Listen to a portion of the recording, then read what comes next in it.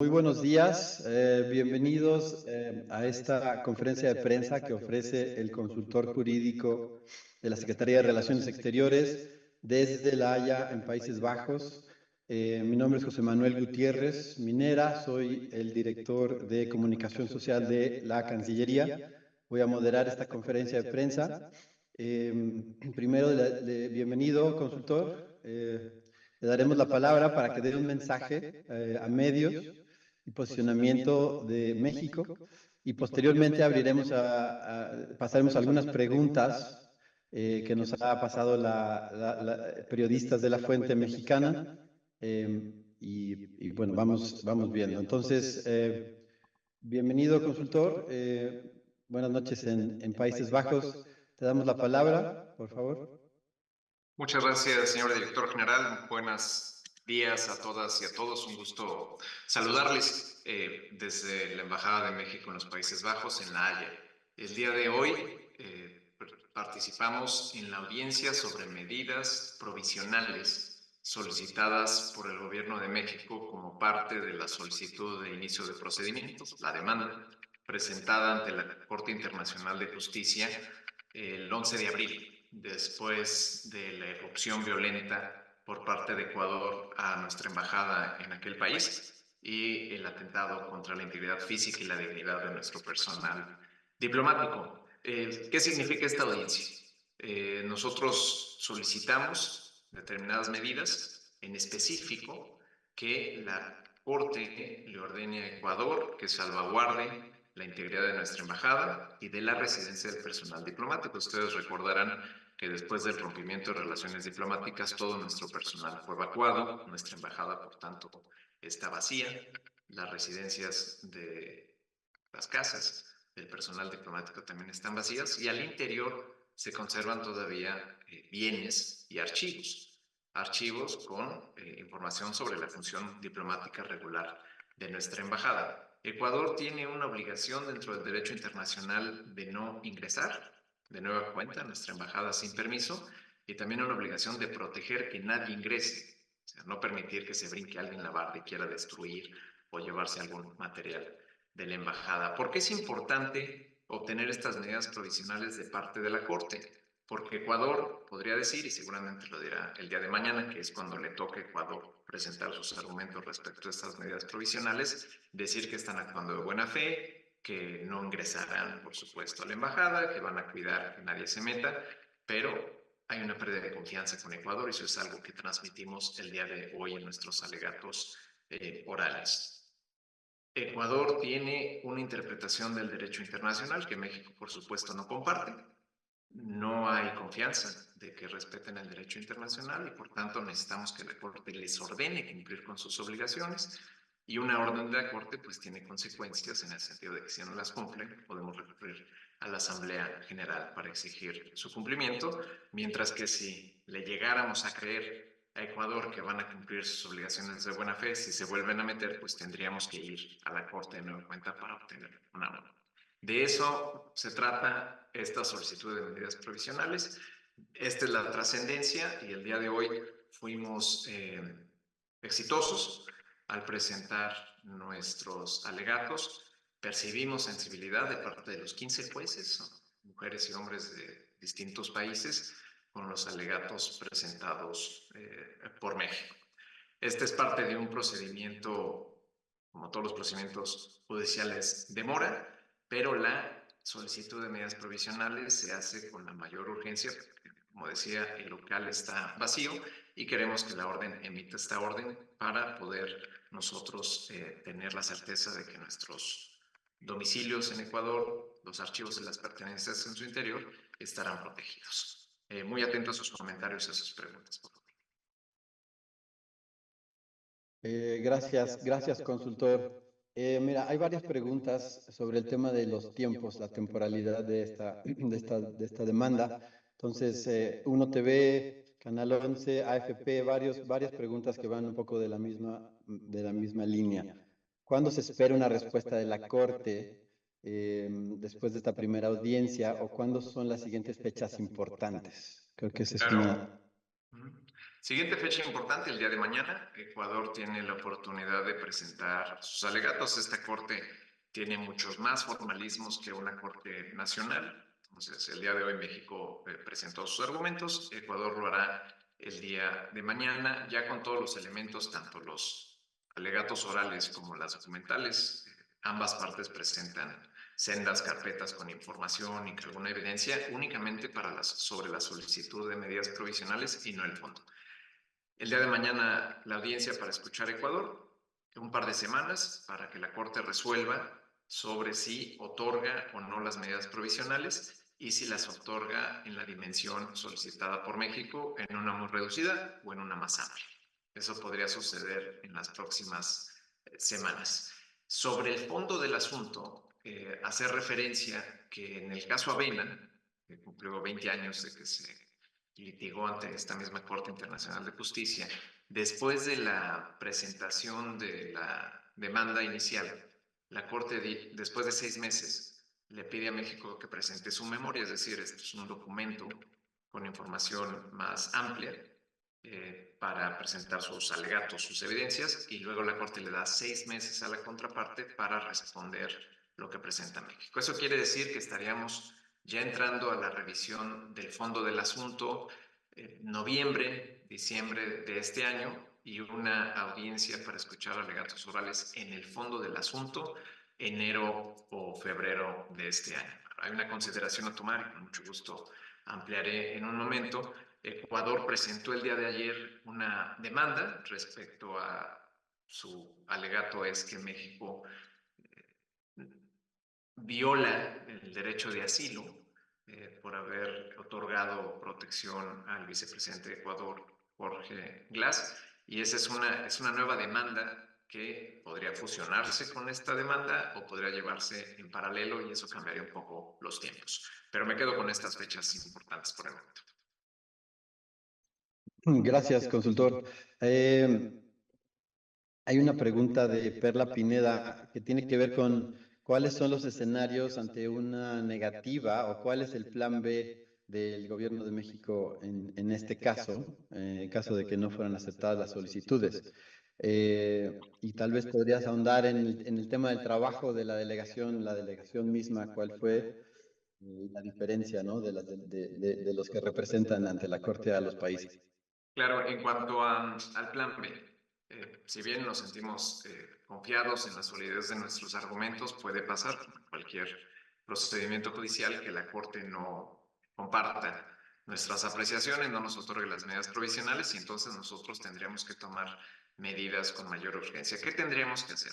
Hoy día nuestros locales están vacíos, estamos en un proceso de identificar y asegurar que un tercer país vele por los intereses de México en Ecuador.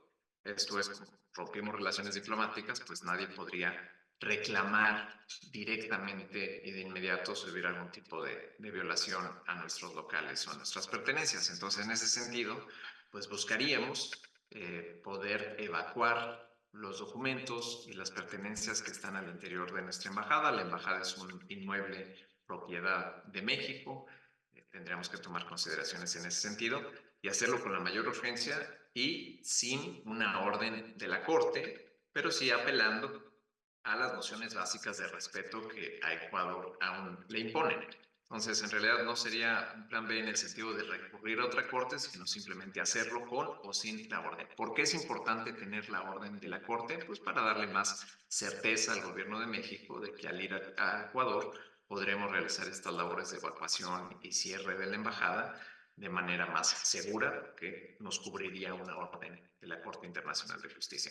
En cuanto a la delegación mexicana, me enorgullece decirlo, su servidor es miembro del Servicio Exterior Mexicano por casi 20 años, estuve acompañando por la extraordinaria embajadora Carmen Moreno, titular de esta embajada, quien nos ayudó en estos días de preparación de estas carpetas, de los alegatos, que si bien los alegatos se fueron siguiendo durante la audiencia, tienen que tener una solidez jurídica y fuimos atajando algunos de los argumentos que esperamos presente Ecuador el día de mañana. Algo importante a resaltar e histórico, es la primera vez que el gobierno de México, y son pocos los gobiernos que lo hacen, representado únicamente por personas servidoras públicas. Somos funcionarios públicos, muchas personas mucho más jóvenes que yo, pero con gran experiencia en el tema. Ustedes lo verán en la videograbación, la audiencia es en inglés, conduce en inglés, una parte en francés, cumplimos con los formalismos.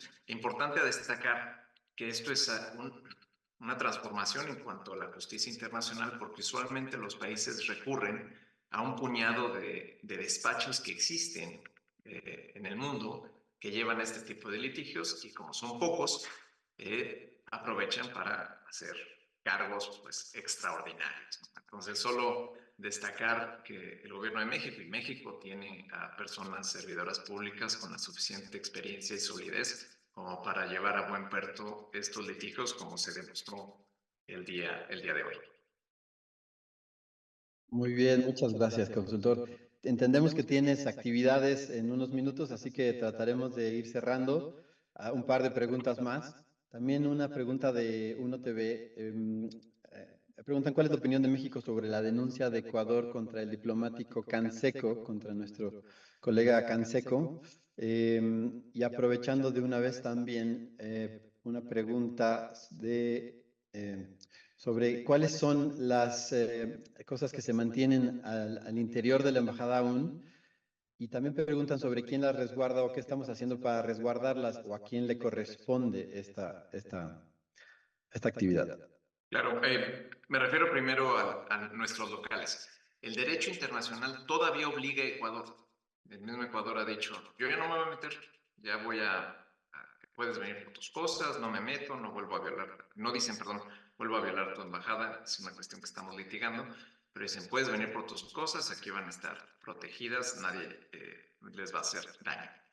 ¿Qué tenemos ahí? Pues los archivos regulares de una embajada. Hemos tenido relaciones con el Ecuador por más de 50 años. Entonces es todos los archivos, los antecedentes, la oficina de la embajadora, y esa información de la función diplomática. ¿Qué puede existir también al interior y que puede resultar del interés del Ecuador? La información que utilizamos para analizar la petición de asilo diplomático, de asilo político de Jorge Glass. Eso seguramente, y lo dijimos el día de hoy, puede ser de interés de algunas personas en el gobierno del Ecuador. Por eso es tan importante recabar todo eso y, por supuesto, las pertenencias de nuestro personal diplomático que sin ninguna culpa tuvo que retirarse de ese país de manera súbita. ¿Qué pensamos de las denuncias, de la denuncia presentada contra el ministro Roberto Canseco? Forma parte de una estrategia, me imagino, del gobierno de Ecuador, así como presentar una demanda tardía contra el asilo otorgada a Jorge Glass. Lo pudieron haber hecho mucho antes, y por supuesto mucho antes de brincar la barda y romper en nuestra embajada. Ahora se habla de una denuncia en contra del ministro Canseco por obstrucción de la justicia. Y aquí solo relatarles un poco de la audiencia. Presentamos el video que todos ustedes conocen, el video donde se ve cómo empujan y le apuntan al ministro Canseco, cómo lo someten de rodillas, y el gesto de las juezas y de los jueces de desaprobación, de rechazo ante esta flagrante violación al derecho internacional, pues deja ver que no hay una obstrucción de justicia, y es más una forma de tratar de modificar la narrativa sobre los hechos que son contundentes y representan una violación de Ecuador a sus obligaciones internacionales. Gracias, consultor. Tal vez para cerrar con una última pregunta y un mensaje tuyo sobre este tema. Preguntan si esta demanda de Ecuador, que presenta Ecuador, puede entorpecer nuestra propia demanda o no. Y ahí con esto. Claro. Es interesante porque Ecuador contrata a despachos y a personas no ecuatorianas a que lo representen con muchísima experiencia, y esta demanda que presentan el día de ayer pues, forma parte de la experiencia que tienen. La presentan a la última hora del día lunes, cuando saben que nos estamos preparando para la audiencia de medidas preliminares, donde seguramente generaría ruido. A nosotros, como es evidente, no nos generó mayor distracción en nuestra estrategia, porque fuimos victoriosos en esta audiencia de medidas provisionales. ¿Qué puede pasar? Que Ecuador, y eso seguramente lo hará el día de mañana, va a tratar de llevar la conversación a que México es culpable de otorgar el asilo y, por tanto, existe una justificación para ingresar a la embajada.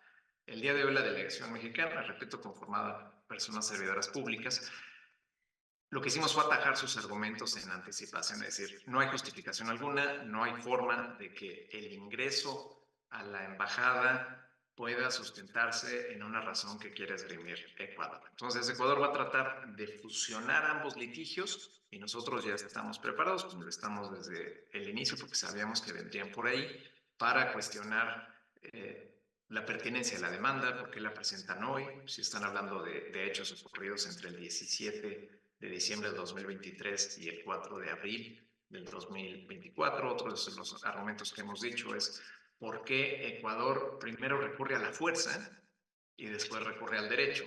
Usualmente es a la inversa, agotas el derecho y si ya no hay espacio, bueno, después puedes justificar de agoté todos los recursos a mi disposición y como no tuve resolución, recurrí a la fuerza. Entonces, con estos elementos estoy seguro que nos puede tomar tiempo, nos puede hacer trabajar un poco más, pero dudo mucho que pueda vulnerar los argumentos tan sólidos que tiene México respecto a que tenemos razón en cuanto a las violaciones de Ecuador al derecho internacional. Pues muchísimas gracias, consultor. Agradecemos tu tiempo. Sabemos que lo tienes restringido y tienes muchas actividades allá aún. Con esto concluiríamos entonces la conferencia de prensa, a menos que tuvieras algún mensaje final que dar. Y agradecemos también a todo el equipo allá presente por el momento histórico que están viviendo. Mucha suerte y nos vemos de regreso en México. Muchas gracias, señor director general. Saludos a todas y a todos.